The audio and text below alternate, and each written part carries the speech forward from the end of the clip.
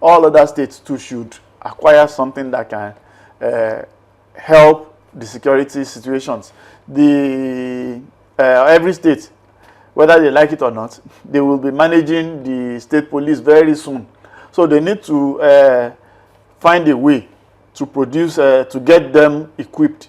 Because without modern equipment, you cannot tackle security situations effectively. Getting people to run into the bush and be running after criminals is obsolete. It cannot tackle security in the 21st century. We need to get modern equipment. We need to have satellites in the sky that can map an area and tell us whoever is hibernating there, so that we can quickly visit the place and find out if they constitute any threat. We can easily uproot it immediately. So we cannot just rely on the 19th century strategy to solve security in 21st century. All right. We need to get ammunition, we need to get equipment. For every new day, there is a new story. And that's exactly the situation across the Nigerian geopolitical zone, across the state, Nigerian state generally. We have different stories and breaking stories and developing stories as well to touch on this morning. Welcome to this segment of newspaper headlines and analysis, where we check into the print and bring you stories fresh from the press. Like I would say, this morning I'm not going to be doing this alone. I'm joined with Mr. Dolu, joined us this morning. Good morning to you, this beautiful cold morning. It's a pleasure to be here. How are you taking the cold this morning? I hope it's not too unbearable. When you take something hot, it keeps you warm. Something hot. There's one hot thing that is in starchy. There's another that is in cup. Which one are you? The one in the plates. Whichever way. So let's get into the stories. Of course, like many stories are breaking and of interest to me, because I do like to start with insecurity stories. But what do we say? Tinubu orders manhunt, vows cardinal killers will pay dearly. We're going to talk extensively about security today, and that's also because there's a development in the state that we currently are, or your state, and it's something to think about and to talk about really. Tinubu orders manhunt, vows cardinal killers will pay dearly. That story is on the front page of Daily Times newspaper this morning, and exactly the case we've seen, especially when it comes to insecurity across the country. I think this is not even the first time we've seen this. For every time there's an insecurity in the land, maybe something happened, and then the next thing we are going to expect is that the president will say, the president decries this dastardly acts or this behavior and calls it unacceptable. But after that statement, there seems to be not so much progress, because one story will lead to another story. Just when you're describing the Kaduna case, you also get to know that another has happened in Benue, and then you ask the question, the president also said this is unacceptable. What does it mean by unacceptable? Does it mean that it will not happen again, or it will still continue, and then we'll keep giving our word to say this is unacceptable? But here we are again. Tinubu orders manhunt, vows cardinal killers will pay dearly. So my question is, do you think the killers will pay dearly? Insecurity, from the way we are looking at it, we need to first of all track the problems to the root before we can find a way to solve the problems. Over the years, many years ago, when Nigeria got our independence, then I would always make sure that all the Southwest children attend schools, and this gets them productive. But in the North, they don't have that. They did not embrace education. What they do is to give birth to children indiscriminately, push them to the streets to be doing Almajiri and be begging for arms. And these are now the product that bandits can easily recruit. So it has now become a full-blown problem on our head. And the solution from my own point of view is that we must address the process that is producing these bandits. If we don't address it from the root, we will be cutting the head, but it will continue to spring up. Many of the northern states, they're still busy organizing mass weddings for people who are unproductive, who are not educated, who are not trained, and they cannot sponsor a wedding. If you marry off people, if you use state money to marry people to people who cannot afford it, who cannot even afford to start a family. They will continue to give birth to children they can't train. And these children will now be in the streets, and they can be easily recruited by bandits. So that's where the problem lies. But I think this is, let me even provide the context to why I'm asking this question. Because it's a way to maybe verify or to vet what the president has said. This is not the first time, right? And just recently, one of the aspirants for the post of presidency in the country said they have a way to go about insecurity in the country. He even promised that if the North can trust them with what they have on board, then they'll be able to, I'm talking about Peter Obi, they'll be able to address this insecurity and bring it to a total halt. So that's exactly the claim. So it's one claim, the president is saying... Anytime Peter Obi talks, I always marvel because he tells lies like he will get a reward for it. Peter Obi tells lies. He tells lies like he will get a reward for it. The youth that were killed when he was the governor, did he find any solutions to it? During his time as a governor, many kidnappings took place. Did he find solutions to it? He liked talking, and most of the time when he talks, he said things that are completely off the beat, things that during his time he could not do. So you think he cannot handle insecurity? Anytime you ask Peter Obi what he will do, he'll be referring people to Bangladesh, to China. Why is he not referring to people to his 8 years in office? That during my 8 years, these are the challenges. These were the things I did to solve the problems. He will never refer you to his 8 years because those 8 years were nothing to write home about. So he keeps on making promises that he will never keep. In fact, some of the promises, he will even contradict himself. About a month ago, he said he will generate 10,000 megawatts.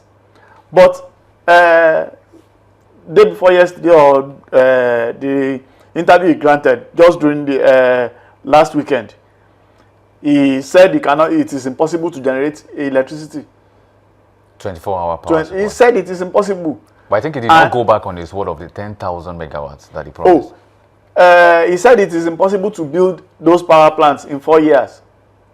But he said he wants to use 4 years if he was given the opportunity. So how is he not going to solve the problem? So you don't believe... Here is somebody who jumps from one party to another, and if you ask him why, he will be saying he's jumping from party because they put trouble. Anytime there is trouble there, he will run away. And he wants to rule Nigeria that has a lot of troubles. But sorry, let me ask you, how do you think, or how do you know that Peter Obi is not a good fit for presidency?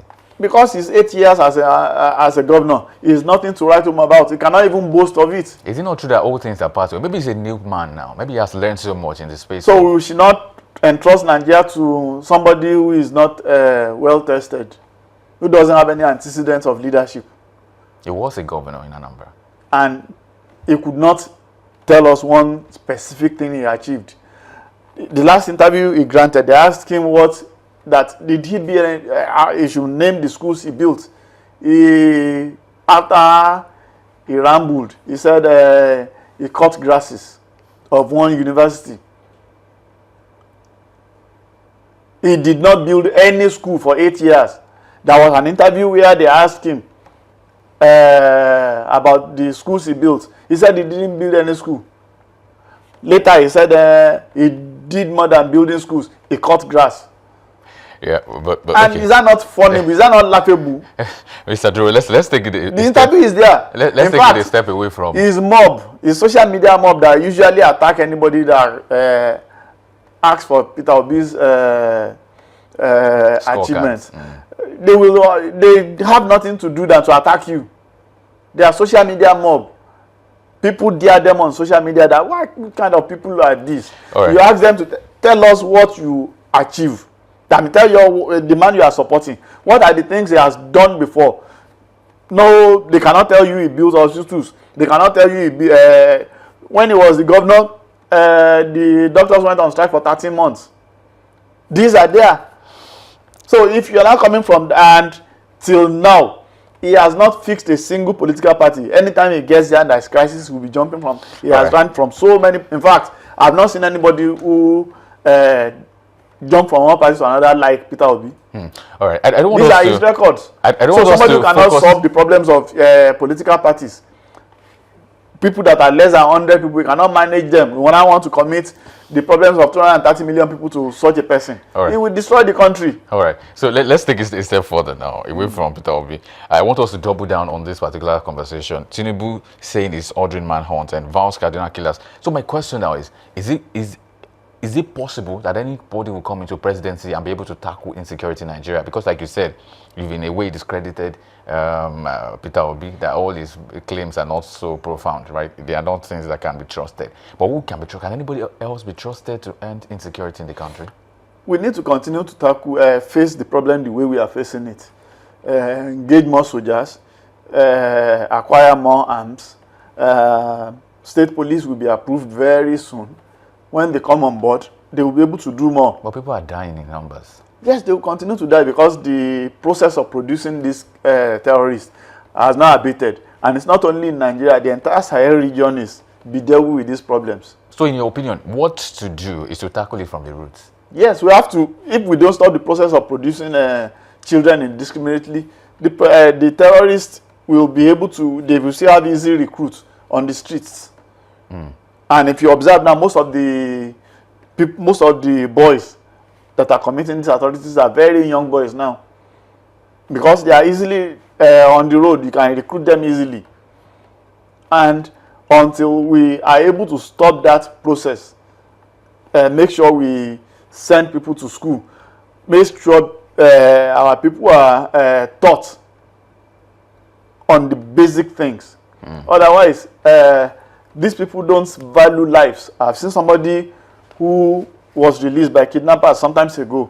I feel very sorry for the man. And I don't, if we have our ways, I don't want the problem to continue. But then, until we solve the problems from the foundation, it will still be there. We may, if we, of course, if we engage state police, we acquire more ammunition and we double up on our efforts, we will keep it under manageable level. But then, to really stop these problems, we have to stop the problem of we had these boys that people recruit can be stopped. If these people have educations, they will not constitute nuisance on the streets. All right. I think one of the valid points you've made is ammunition. We need to strengthen the security architecture, the security formation in the country. And I think that's profound. And maybe that will lead us to Oyo State. Just yesterday, the news broke. Of course, we've heard it before. The governor said they are trying to work on 2 area surveillance. I think manned vehicles, right? Manned air vehicles, those kind of. And then we saw the landing yesterday. Impressive. I think they said it had come about a week before, and then they were trying to assemble it in Lagos at the Air Force headquarters in Lagos and all of that. And that seems to be a development. I want to know where you stand. You've mentioned that these are one of the things we can do to get us a step ahead. Better late than never. I read some of the abilities of the drone yesterday. I am impressed. If we have something like that can stay between 8 to 10 hours in the air to conduct surveillance, it will help. Yes, it will help the security architecture of the state. And it's not only Oyo State that should get it. All other states too should acquire something that can help the security situations. Every state, whether they like it or not, they will be managing the state police very soon. So they need to find a way to produce, to get them equipped. Because without modern equipment, you cannot tackle security situations effectively. Getting people to run into the bush and be running after criminals is obsolete. It cannot tackle security in the 21st century. We need to get modern equipment. We need to have satellites in the sky that can map an area and tell us whoever is hibernating there, so that we can quickly visit the place and find out if they constitute any threat. We can easily uproot it immediately. So we cannot just rely on the 19th century strategy to solve security in 21st century. All right. We need to get ammunitions, we need to get equipment. I was thinking, something got me thinking all through the 90s, and I was thinking about why has it been so difficult to do the same approach that happened in Oyo State, especially with the rescue and then now the area surveillance. Why has it been so difficult to do or to replicate that in some other part of the world, of the country, like the northern state, the northeast, the northwest? Why is it difficult to do? Different, the problems may look similar, but the approach to tackle them may be different. What makes the context different? I can't say. I'm not a security expert, so I cannot really tell us in details what only the security people can say. I can only talk from a layman's approach. What I know is that Southwest will not, our people are educated, and our approach to security will be different from the North, where at least you will not see any of the Southwest kings organizing mass wedding for anybody here. It still happening in the North. Even as at last week, they will remove state money to organize mass weddings for people who cannot afford it. By next year now, these people will begin to give birth to children they cannot train. So at the end of the day, more bandits will be raised through that process.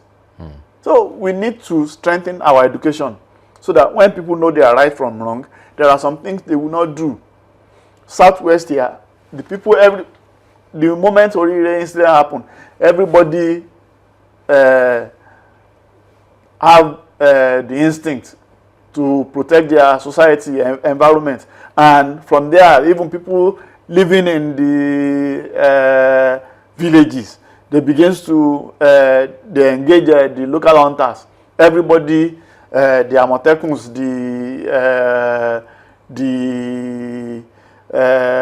everybody around. All the security formations. We are security conscious because we cannot tolerate such things. But up north, you will not see such reactions. Because they can tolerate it. It's a sign of tolerance. If you cannot tolerate something, the approach will be different. All right. Let's take it to the federal government now. There's this particular story on the Punch newspaper that is of interest to every Nigerian, and that's about borrowing. Now, the Punch has it this way. Federal government overshoots borrowing limit as new debt reaches 12.6 trillion naira. Government misses revenue targets by 4.9 trillion naira despite higher non-oil earnings. And maybe just a brief into that as well. Budget deficit balance by 47% above projection. Fresh loans bankroll 36% of 2024 spending, budget office report. That's all of this are not very wonderful information and data and figure to look at this morning, especially now that the whole world is talking about Nigeria being in a debt situation. It's like a river of debt that we are still swimming, and it seems like there's no end to this. But again, we have this that overshooting borrowing. Just a few weeks ago, Taiwo Yedele was speaking to the Senate, and then they explained some of the things that they were doing and some of the loans and the borrowings they have not even started using and all that. And a lot of persons felt a bit of calm, like, okay, you guys have not started using this. There's still a lot that you are still bidding for. You are bidding for it. You don't have it yet and all that. But it seems like where we are going is going to get us nose diving down to the very what they call rock bottom, and I think we should not even aim for this. But what do you say about this, all this, especially this present administration? Number one, borrowing is part of ecosystem. The danger is it judicially managed. If we want to borrow, we use it to build our economy. There is nothing wrong in that. I've seen countries, many countries are brought to that are very prosperous, but they borrow money. If the money is not stolen, there is nothing wrong when you borrow. Because once you borrow money, it will inflate your economy, and you'll be able to do a lot of things with it. Because when you execute contracts, when you execute projects, that's one of the ways you put money to the pockets of everybody. Because people will work on that project, they will earn money, they will make purchases, people will do a lot of things in that environment, and the economy will be inflated. The danger is, number one, people who borrow us money, they have to look into our books to be sure that we have the ability to pay back. We've not defaulted in the loans we are taking. So I see anything wrong. I don't see anything wrong in borrowing, but I see everything wrong when we borrow for consumption or when we borrow so that people can steal money. That is the only thing that will not be helpful. Let me double down on that, because Taiwo Idele also mentioned that they have a policy that adheres strictly to making the best of the money they are getting. Do you also agree with that? Yes, Every money they've been borrowing has been for the developing the nation and for I see a lot improving the of country. projects ongoing. But what about I'm so sure you are aware of the PFIC PC situation. Where's that money also going? Where is it coming? Because it's also part of the allocation of this administration. CBN said they've not released any money to that to that fake Phantom agency. agency. Yes. Yeah. So the man has been arrested. The case is in court. So we have to wait for the outcome of the court. So you think this administration is doing well by the books and by the people? I cannot say. I have not audited their accounts. What I am just explaining generally is that when you borrow to execute projects, it will make your economy to be robust. And once you see, I find it difficult when people talk about borrowing. The reason is we are in a country where we have revenue problems. We are in a country where just about 20% pay taxes. And we don't want government to borrow. And a lot of people think that Nigeria is an oil-producing country, that we have oil. Yes, we do. But how much of that can really solve our problems? A population of 230 million people. We only sell, even as at this morning, from the last record I checked, we can only sell 1.7 million liters by 1.7 million barrels per day. Saudi Arabia, their population of about 30 million people, they sell 10 million barrels of crude per day. So can we make that comparison and see that we are completely not going to benefit anything significant from oil? It's about time people begin to see that they have to pay taxes. We are in a country where education is highly subsidized, health is highly subsidized. We want almost everything for free, and we don't want government to borrow. How? I don't know how. New York is just about 20 million people. Their budget per year is around $250 billion. Nigeria, as it is today, we have 230 million people. Our budget is about 50 billion. And we want everything for free. Even in New York, even in America, where they sell abundance of crude per day in millions, you don't see them offering education for free. Education is expensive, health is expensive, people pay for it. But in Nigeria here, we want everything free with our lean resources. So how that will happen, I don't know. I don't accept any magic happen. How that will happen, I don't know. All right. There are certain realities that we have to face. If we don't want government to borrow, we have to pay taxes. About 80% of us have to be paying taxes regularly. That's the only way to solve revenue problems. A lot of infrastructure deficits, we want them fixed. We want we don't want the doctors to travel abroad. We want them well paid, and we don't want people to pay for medicals. We want it highly subsidized. We don't want our lecturers to go. We want them to be well paid, and we don't want students to pay Premium. We don't want to pay value for money on our educations. So how will these things happen? Before we make before we ask for some of the things we ask for, we should also make comparison with those countries we want to envy. The sacrifices they make in America, we don't want to make it, but we want Nigeria to be like in Europe. How possible is that? All right. Let's switch over to state policing now. Everybody's talking about it's a development, and we agree. But yes, there are different reforms, and a lot of persons are still at loggerheads as to, especially at the reps and Senate at some point. Governors must control CPs, that's Commissioner of Police. Southern and Middle Belt leaders insist. I want to know where you stand. They said governors must be in charge of the Commissioner of Police in their states and all of that. And so that's what Southern and Middle Belt leaders have come out to say. Do you also agree to that? Yes, that is the aim of creating state police in the first place. But does it not take the power? Some of the governors begins to say that they don't have power over security. That's why they could not be able to tackle insecurity effectively. Now that they advocated for state police, and we are now at the state of granting that request, it is going to be wise to give them power to control police under their domain. So that insecurity is local.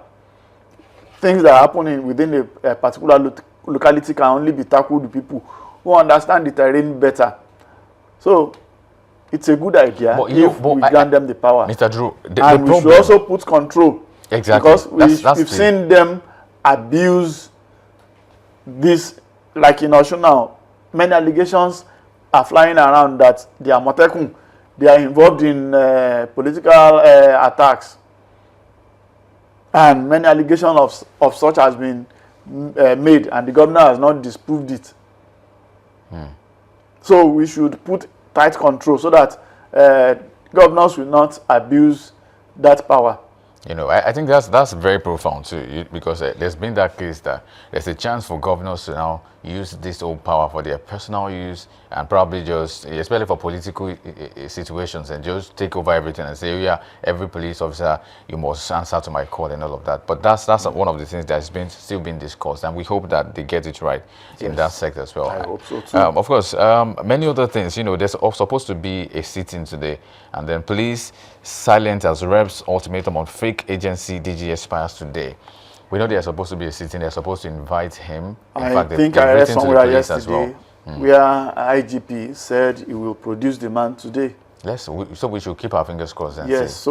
Because he was represented by one of his subordinates, and then they said he himself should produce the fake DG of that fake agency, and that's one of the things we're still looking at. We await his appearance. His appearance today, and what IGP will do, because he said the guy is in their custody and he has promised to produce him.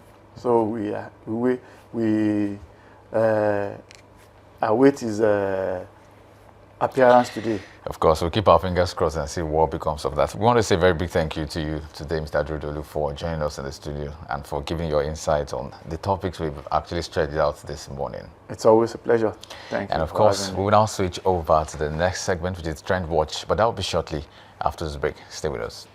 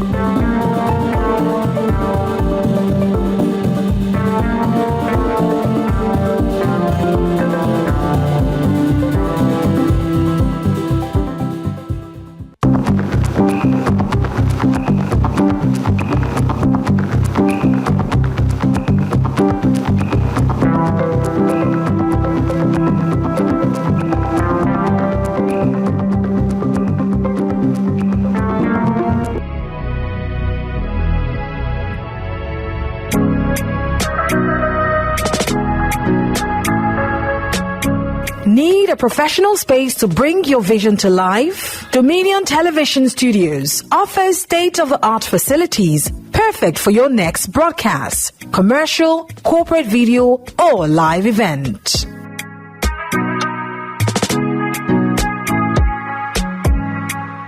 With flexible rental options, cutting-edge equipment, and a supportive team, we provide the perfect environment for high-quality productions.